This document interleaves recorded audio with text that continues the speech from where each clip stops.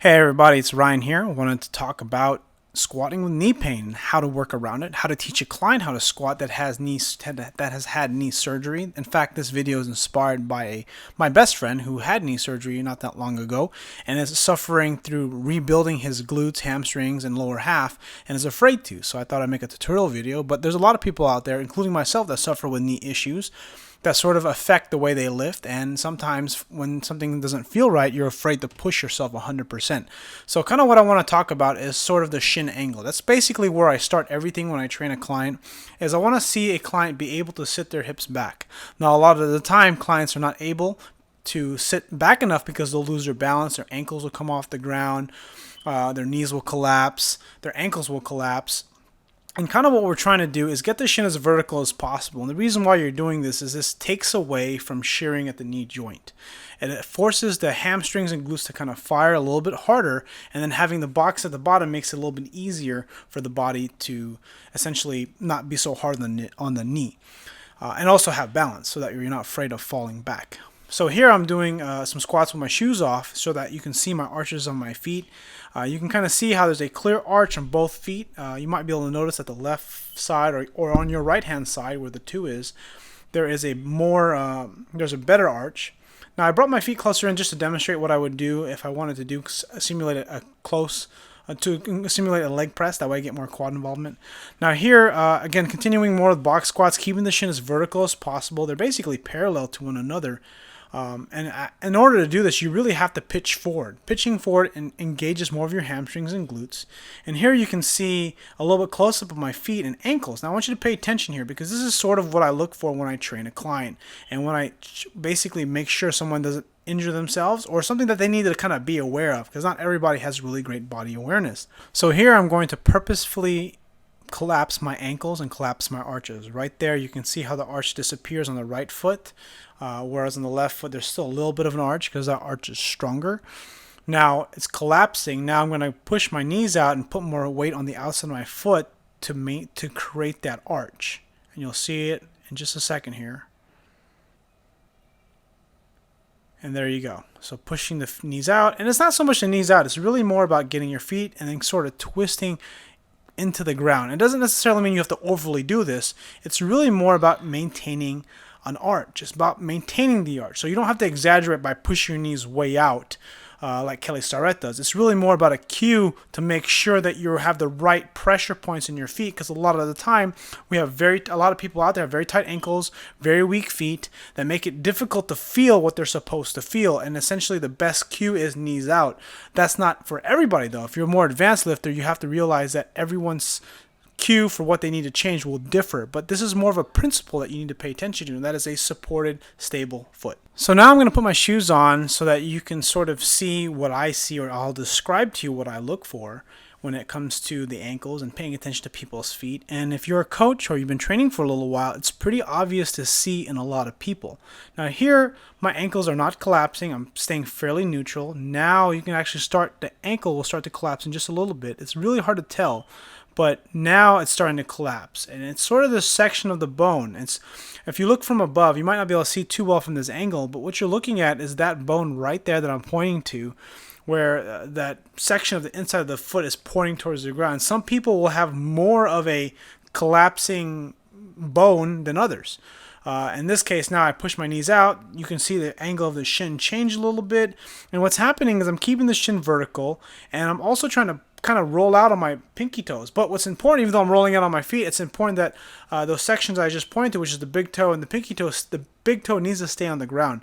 You want to make sure you maintain a stable arch, because if your toe comes off the ground, like it's sort of happening right there, what's going to end up happening is you're going to basically cause more problems. So it's sort of it's a teaching tool. This is the reason why you use the box, because it's very hard to get the feet where they need to be if you're having trouble maintaining balance. So now here's a low box squat, and you can kind of see how I sit and lean forward. Now you can see how the shin actually starts to lose a little bit of its verticalness. Don't have a word, but and it's kind of hard to tell. So I have to slide my feet forward to kind of exaggerate this motion. And a lot of the time, you don't always want to squat like this, but what you really want is you're trying to teach a client or teach yourself to to keep your shin vertical. Now, it's okay to have some forward knee travel, but again, keep in concern that a lot of this video is really created for someone who has a knee injury, knee pain, and is trying to still wants to squat and strengthen their body with the minimal risk as possible. And that's the way you're going to do it, is not having any forward knee movement. Now you can see here how I'm pausing, and now I'm not even really doing quite a box squat. I'm actually using a box to sort of cue how deep I go. And this is important because this is probably the next level you would go to when it comes from box squats to regular squats. It's just having a spot where you're essentially hitting the same height every single time and just basically kissing the box with your butt.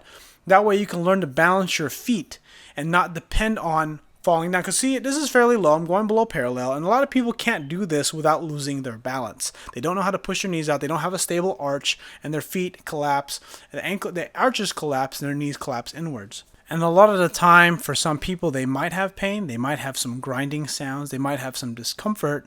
And this is for someone who has had a previous injury. For someone who has had no injury, they might not feel anything wrong at all, because it really is an individual thing. And keep in mind that what I'm teaching and explaining is kind of how you start something. And then as you train someone or as you train yourself, you kind of have to do trial and error, see what hurts, what doesn't hurt. Now here I grab a kettlebell, and what I'm using this as a way to counterbalance. And you can kind of see how it's a little bit easier for me to maintain my shin position and really focus on lowering my hips and using more of my adductor magnus to kind of essentially lower my hips below parallel, activate my core, and essentially keep a good neutral spine position. This last thing that I want to go over is a box deadlift. Now, I wanted to go over this because it's closely related when it comes to training people with knee pain or training yourself with knee pain, is that this sort of cues your hips to go back. And for the beginner, for the novice, this is great because they can sit back and basically lose their balance into the box, which is not always a good thing. But sometimes if they don't know how to load their glutes and hamstring first, because a lot of time for people, they don't even know how to activate their butt. So the first thing you want to try to do is get their center of gravity to go back first.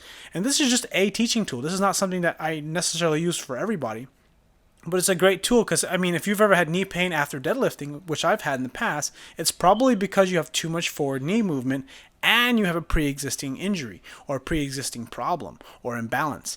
Now here I make the box a little bit higher, sort of my more natural position from where the kettlebell or the barbell leaves the ground when my hips begin to rise. Because one of the biggest mistakes also is that if your hips rise too soon, you're going to tip forward. Especially in max weights. But then again, for the beginner, it's really more about giving them the optimal leverage to activate the ideal muscles, and in this case, the hamstrings and the glutes. Now here with the barbell, I'm going to show you the position and a little bit different. Now the barbell always makes it a little bit harder on the lower back, and a lot of times people get lower back issues with the deadlift sometimes. It's because they're not used to activating their lats and pulling the bar into their body. But I want to make this complete, so I want to show you the barbell. And what I'm trying to do is I'm trying to push my hips back as far as I can and sit down on the box. So here I'm going to demonstrate a movement fault where my body tips forward. And this kind of happens a lot when you don't load your hamstrings and glutes properly. And that's kind of what you want to teach when you're having some knee issues. You want to make sure you get as much of your butt and hamstrings involved before the quads. You don't want that forward knee movement just because it's going to lead to issues if you have a pre-existing injury. Now, if you're healthy, you're going to be probably fine. I mean, occasional knee problems from deadlifts it doesn't happen very often. But the one thing that I want to kind of explain here is that you see these mats that I have on top of the box, and then the mats are sliding backwards. This is a way to sort of emphasize kind of where the weight's going. I'm going back first right before I go up. And that's tough because a lot of the time people don't know how to do this, especially like me with using a barbell. It's tough. I'm actually sort of losing my balance because the barbell helps center me because I'm using as much of my leverage as possible to get back. So in closing, the main concept to take away from this video is that you don't want to have any forward knee travel initially when you're starting to train. If you're coming off of an injury, a surgery, or trying to essentially mitigate knee issues. If your knee's been giving you a lot of problems, you can try to focus on have vertical shin, a wider stance, and sitting on the box. As your knee pain gets better or minimizes, you can start having more forward knee travel. You can start squatting deeper. But if you still have pain, even keeping the shin vertical, then you need to focus on squatting higher or stick to deadlifts. That's kind of why I included box deadlifts, because what happens is box squats essentially sort of turn into a deadlift, doing like a good morning kind of movement. But the idea, again, it's really individual based. There is no one size fits all when it comes to these kind of things. And understand that each person is unique with their situation. There's quadricep tendonitis, there's patella tendonitis, there's jumper's knee, which is basically the same thing, runner's knee. There's chondromalacia, there's arthritis, there's overuse. I mean, just so many different things, and the person that's going to care more about your problem is you. There's nobody else out there who's going to care more than you about your problem, and you got to solve it. Especially if you want to squat more and you want to get stronger, not just trying to function like a working person in society doing office work. You want to get stronger. So understand that, start here, keep the shin vertical, focus on using your hips and your glutes, tighten your core, and then try to focus on messing around with what you can do, trying your best to minimize the amount of pain you experience as you load the weight. Because more often than not, I've been in a situation where I felt like if I kept squatting the way I was going to snap.